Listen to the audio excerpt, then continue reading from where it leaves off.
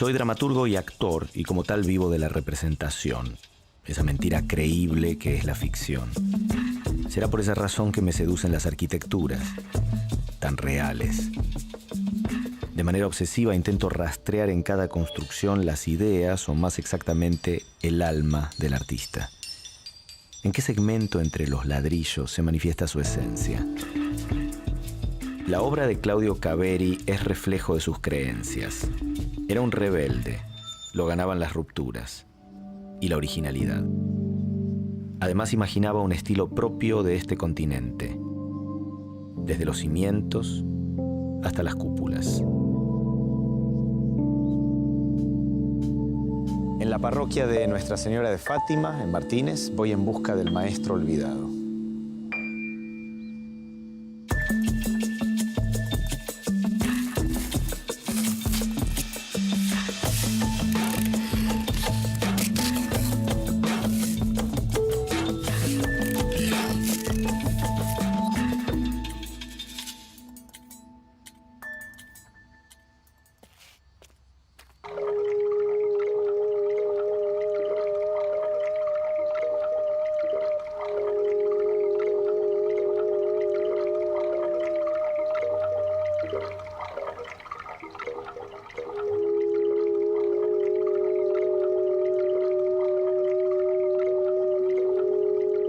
Rastrear los orígenes de un artista ayuda a entender sus obras con mayor profundidad.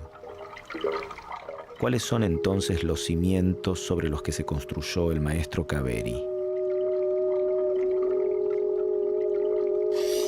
Claudio Caveri nació en la ciudad de Buenos Aires el 9 de marzo de 1928. En sus inicios formó parte del casablanquismo, una corriente que se desarrolló en el país entre 1955 y 1965 y que surgió como una respuesta crítica al movimiento moderno, a la vez que se convertía en una de las primeras búsquedas de identidad arquitectónica argentina y americana. Su padre, que también se llamaba Claudio, era un arquitecto de peso en su época. Luego de criarse entre planos y andamios, Caveri hijo se recibió en 1950 en una flamante facultad de arquitectura inaugurada por el peronismo 3 años antes. Se sentía representado en su facultad, en donde los proyectos sociales tenían un peso importante. Definitivamente esos años de estudio lo marcaron. Incluso después del golpe de Estado del 55, Caveri, que ya daba clases, renunció a su cargo por diferencias con las nuevas autoridades que intentaban imponer en la arquitectura un modelo liberal, elitista. Caveri padre construyó la mayoría de los cines de la calle Lavalle. El más importante, el Monumental. Sus obras eran íconos del primer racionalismo en la Argentina. Su hijo, en cambio, iba a reformular la modernidad. Caveri tenía una obsesión: proyectar un estilo arquitectónico con características propias de nuestra identidad cultural. Desde el inicio de su carrera se propuso romper con la tendencia de copiar lo que venía de afuera. ¿Será por esa razón que esta iglesia no se parece a otras iglesias?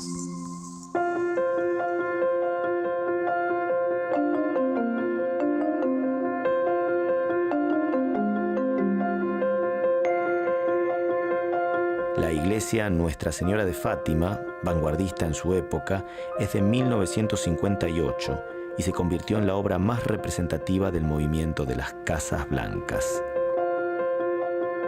Caveri tenía creencias religiosas muy firmes. Tal vez por esa razón construyó junto a Eduardo Ellis esta iglesia que se inauguró en 1959. Es que además coincidía ideológicamente con Fidel Horacio Moreno, el cura que estaba detrás del proyecto. El sacerdote quería un diseño eclesiástico en donde el pueblo pudiera sentarse alrededor de la imagen de Cristo. Caveri y Ellis proyectaron los planos ubicando el altar justo en el centro de la nave principal. Entiendo que el concurso para la construcción de esta iglesia suponía un espacio cristocéntrico, ¿no? ¿Qué significa eso y cómo podemos entenderlo en la planta? El concepto, digamos, de cristocéntrico es algo que el comitente de la obra, que en ese momento era el padre Horacio Moreno, tenía muy presente y que tiene que ver, en realidad, con la idea de la iglesia, ¿no? Es decir, un gran salón, ¿no? Ese gran salón con el altar en el centro, presidiendo la cúpula y el pueblo alrededor participando, digamos, de la comunidad. No al fondo como en la iglesia en cruz. Claro, colonial. si bien hay una cruz latina sugerida, Sí. ¿no? El modelo prototípico de la colonización es la cruz latina y el altar al fondo elevado. En este caso es cristocéntrica porque básicamente el altar está en el centro, digamos, de la composición y también se da la particularidad de donde estamos nosotros parados en este momento, que cuando se da la celebración, hay gente que está mirando, digamos, al celebrante de espaldas. Y con respecto a la luz que recibe este lugar, porque siempre que hablamos de luz suponemos que el manejo de la luz es la entrada espectacular de luz. En este caso que la luz está tan retirada, que hay poca luz, ¿ese manejo tiene que ver con el misterio? ¿Cómo lo utiliza Caveri en esta iglesia? Claro, Caveri decía que lo central, digamos, de un templo es recuperar esta idea del misterio, ¿no? Y él decía, lo misterioso o el misterio en realidad es algo que no conocemos, ¿no? Si vos ves, en general en el templo, hay entradas de luz determinadas. Acá arriba, donde estamos nosotros, digamos, en la cúpula, tenemos una pirámide invertida. Y después se dan estas rajas que aparecen en el plano, ¿no? En donde la luz entra, digamos, al templo, pero de una manera muy filtrada, ¿no? Muchos confundieron su estilo con el racionalismo por el uso del color blanco, o con los brutalistas que seguían al gran Le Corbusier por la inclusión del hormigón. Pero el casablanquismo es más que eso. Para Caveri lo importante es lo simbólico y cómo se expresa en la construcción misma. ¿Qué dicen los techos, las paredes?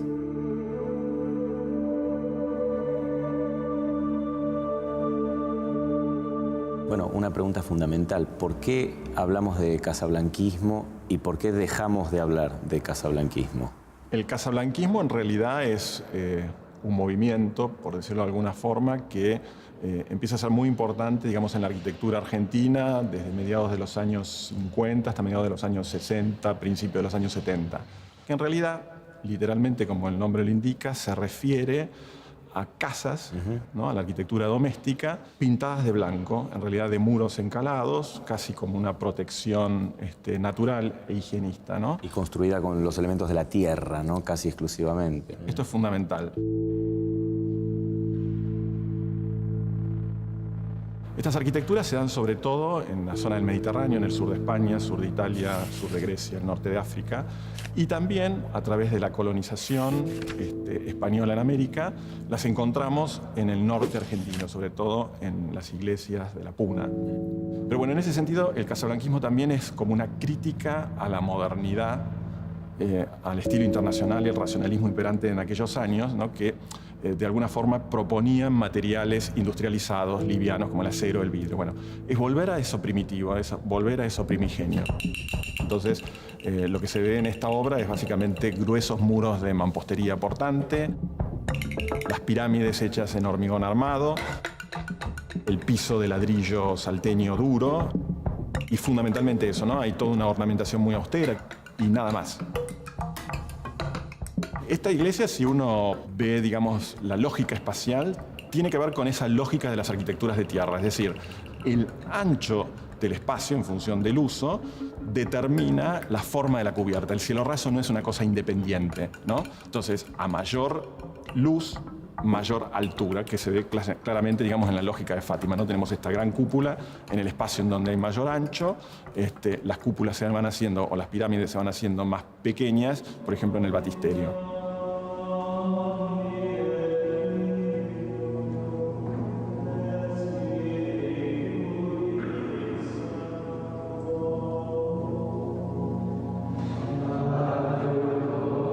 Tanto los gruesos muros de ladrillos encalados como los pisos, también construidos con ladrillos, se relacionan directamente con la tierra.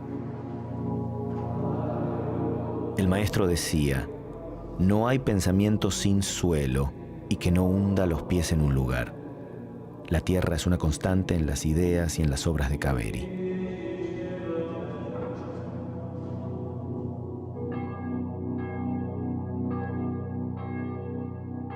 Bueno, mucha gente ha querido definir esta iglesia a partir del campanario, ¿no? Y esto es algo que se presta a cierto equívoco. Claro, de alguna forma el campanario es una reformulación, en el caso de Fátima, por un lado de todas esas arquitecturas sin arquitectos del norte argentino, de esas iglesias que se caracterizan por tener un campanario de formas angulosas, austeras, prismáticas, simples, volúmenes muy netos. ¿Cómo se integra esta construcción al barrio, ¿no? A Martínez, a este suburbio en particular? Si vos te fijás, desde afuera es una obra que mantiene una línea con la escala del barrio y lo único que sobresalen son esas pirámides de hormigón, que originalmente ahora no se las ve, pero estaban recubiertas en ladrillo, y de alguna forma eso mediaba con la escala de los techos de tejas de las casas colindantes, ¿no? Entonces hay como una integración en relación a la escala humana de la obra, ¿no? Y no ese sentido de imposición que naturalmente tiene el tema, ¿no? Una iglesia, uno dice, bueno, es algo que se impone en el lugar, es como muy importante y se destaca. Tampoco está frente a la plaza central del pueblo, siempre está descentrada y suburbana, ¿no? Todos los templos de Kaveri tienen esta condición de suburbanidad, ¿no? Y en realidad es casi, yo te diría, una posición ideológica en él, retirarse del centro, retirarse de la metrópoli. Entonces no es casual que sus templos sean suburbanos.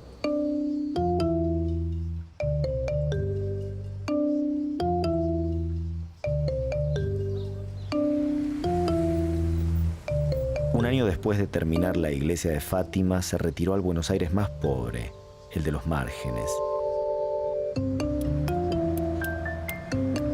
A este lugar llega Kaveri a fines de la década de los 50 para fundar la comunidad Tierra, que hoy funciona como cooperativa.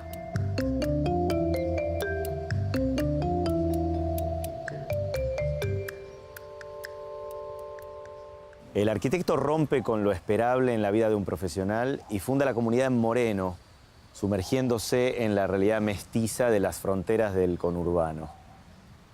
Abandona el estudio metropolitano y se pone la ropa del albañil o del carpintero para trabajar y construir realidades.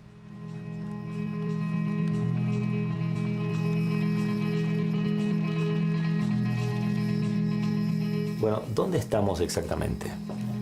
En la casa de Claudio Kaveri, aquí en este barrio tan particular de las afueras del Gran Buenos Aires. Una casa especial. Es una casa especial porque papá la construyó con sus propias manos. Nosotros colaboramos también como hijos cuando fuimos creciendo, porque no es que se hizo la casa en poco tiempo. Y sí, tiene que ver con una propuesta, una idea de Claudio de querer hacer su arquitectura a partir de su especialidad con las manos, ¿no? En la comunidad de Trujuy no se respeta la manzana clásica, pero además cada casa es diferente. Tiene las señas particulares de su constructor. ¿Cuál es la historia de la comunidad de Trujuy? Te voy a mostrar algo. Este plano, que en realidad conseguí hace poco tiempo, de alguna manera marca cómo pensaron o concibieron ellos este espacio acá en Trujuy, Moreno, que eran 10 hectáreas, y cómo lo debieran urbanizar. Este era un plan urbano. ¿Qué pasa? La comunidad Tierra obviamente tuvo muchos años de participación barrial, y en la medida que fue pasando el tiempo, la participación comunitaria creció. O sea, comunitaria me refiero a que la participación de la gente, ¿no? Sí, sí. Como resultado de esa, en primer lugar, esta idea de concebir primero un proyecto y después la obra, inmediatamente con el hacer se van dando cuenta que todo esto era muy dinámico y permitía enriquecerse con las diferencias de los distintos aportes. Lo diverso empieza a ser lo que le da la unidad al lugar, aunque parecería imposible. Y claro, en arquitectura empiezan a plantear esto de la autoconstrucción como método de generar espacios habitables. Entonces había muchas experiencias, no fue el único, ¿no? En la época de los 70, 74, viene el padre Mujica, que me acuerdo que estuvo en uno de estos emprendimientos y realmente estaba muy contento. Todo esto se corta luego con el final del gobierno democrático y lamentablemente muchas cosas quedaron un poco a medias. Pero ¿qué pasó? La gente ya había tomado muchos conceptos de lo que se había iniciado en ese trabajo y autoconstruían y terminaban, y eso pasaba al otro vecino. Es decir, que cuando ya existió como modelo, era fácil que vinieran a copiarlo, claro, y a tomarlo como algo más natural. Y además era algo que en su momento era muy económico. Sí. Bueno, por eso, en ese mismo concepto de lo que es la promenade, el otro vos hablabas de la escala, y sí, vos fíjate que esto es la escala y la profundidad, ¿no? Sí. ¿Esto es puerta o es solo esto ventana? Esto es una puerta-ventana. Pero esto está, se abre desde... Puerta-ventana. Entonces tenés profundidad, el lugar para, vos decías, lo de las cortinas, bueno, siempre pensaron en ese tipo de detalles, pero con esa escala, una escala muy particular, muy humana. Sí.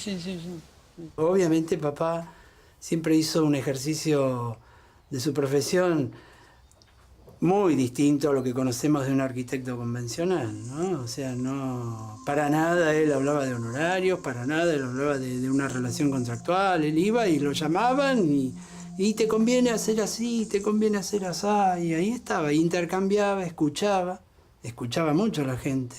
De hecho, él les preguntaba, bueno, ¿cómo querés tu casita? Cuando él llega acá, a Trujillo, empieza a investigar cosas que él ya había como tratado de llevar a una obra a partir de una materialidad más simple. ¿Y en qué? Primero, el esquemita de tomar un elemento muy básico como puede ser el trilito, ¿no? Para cubrir un espacio, siempre empezaba partiendo del hombre, el hombre y su espacio, y decía, bueno, si yo tengo paredes, tengo techo, y tal vez él empezó a decir, bueno, ¿qué pasa si yo esto hago así? Generaba en principio zonas de poco uso funcionalmente, ¿no?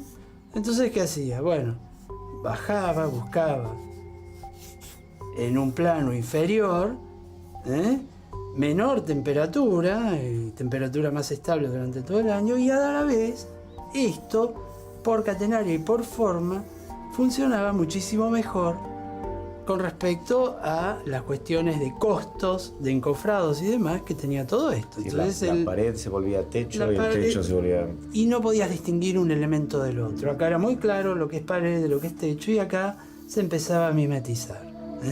Esta búsqueda es una búsqueda formal por un lado, económica por el otro lado, y ayudar a la gente que necesitaba con poco tener un techo. Pero no era un capricho, era una necesidad más orgánica que a lo mejor la de esta. Claro, en realidad va surgiendo como un accionar de vida constante, donde para él el hombre pasaba a ser el centro de su vida artística.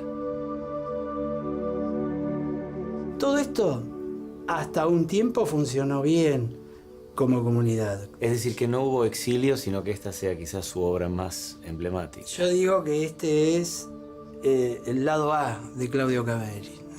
Yo digo que este es el lado A. Él consideró este su lugar en el mundo.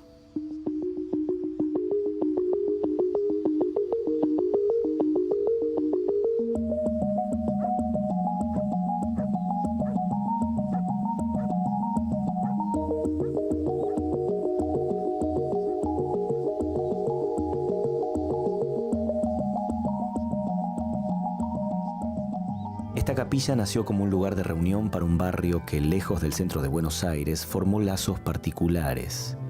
Era una cooperativa que intentaba autoabastecerse a través de proyectos que compartían: huerta, criadero de pollos, venta de artesanías y muebles en madera que ellos mismos hacían, y donde además cada uno levantaba su casa con sus propias manos. Detrás estaba Caveri, que vivía exactamente como creía. Con la llegada de la dictadura, el proyecto de Trujillo se convirtió en una experiencia diferente. Dejó de ser una comunidad que pretendía ser autónoma y comenzó a mantener mayor contacto con la gran ciudad. En la década de los 80 se refundó, junto con la democracia, como espacio de aprendizaje y de reunión con la escuela taller y con la iglesia.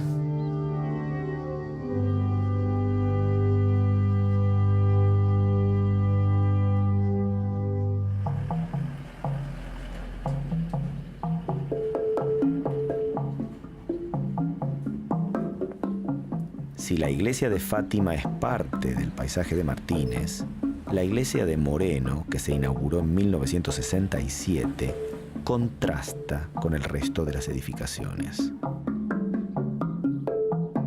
Algunos piensan que es un boliche bailable. Otros, los que saben de qué se trata, la llaman la iglesia rara. Paredes claras, arcadas, ventanas que dejan pasar la luz ambarina. Es la parroquia de Nuestra Señora de Guadalupe.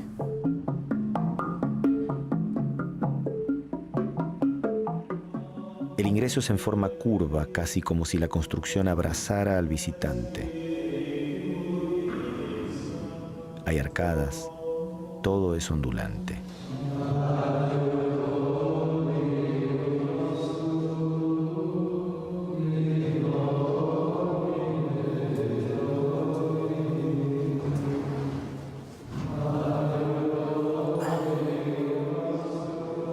La luz ámbar te traslada a otra dimensión, como si uno estuviera dentro de un cuerpo. En los techos, en sus paredes, en el piso, se ven las características propias del casablanquismo: simpleza y austeridad. Con Caveri se abre una nueva poética en la arquitectura argentina a partir de la ruptura con el movimiento moderno, primero con sus casas blancas y luego con el emprendimiento en su lugar en el mundo, el barrio Trujuy. El seminario multirreligioso Irenaica Ville, con su capilla de Fátima en Maschwitz, es una obra tardía de Caveri, pero se pueden rastrear las mismas obsesiones del inicio de su carrera. También el camino en espiral de la luz. Su construcción fue solicitada en el año 2000 por el padre Moreno, el mismo que mandó edificar en 1958 la iglesia de Fátima. En todo este terreno, el símbolo es ley. La ausencia de ornamentación, las paredes blancas, representan humildad y austeridad. El lugar fue pensado para retiros espirituales. Caveri fue componiendo el espacio en círculos. Si vemos el predio desde arriba, se ve un círculo central y los 3 círculos que lo rodean.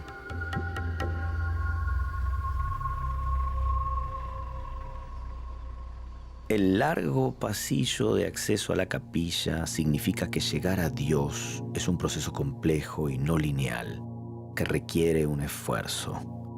El acceso al altar hacia abajo simboliza el descenso en busca de nuestras raíces americanas en contraposición al modelo europeo.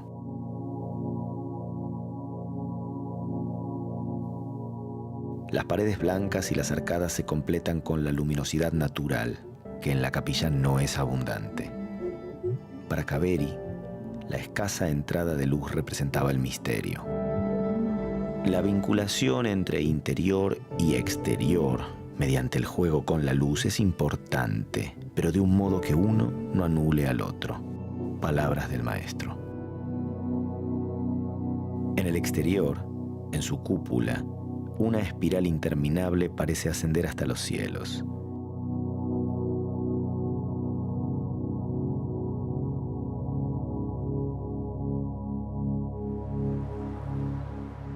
Claudio Caveri soñaba con una tradición arquitectónica de raíces americanas y pensaba que la suya era una disciplina ética y social.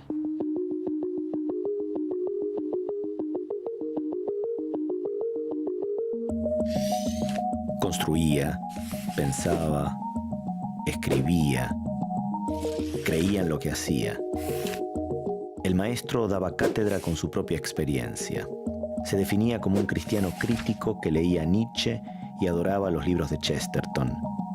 También tenía sus referentes estéticos. Además de mirar especialmente a Gaudí, le atraían las obras de Antonio Berni. Caveri murió el 19 de septiembre de 2011 a los 83 años. Toda su vida eligió proyectos que combinaran sus creencias más íntimas con el deseo siempre presente de alejarse de lo establecido. A lo mejor por esto, para algunos, Caveri es un personaje controvertido. Es que lo conocido, lo esperable, siempre ofrece más tranquilidad. El legado de Caveri no dejará de sorprender.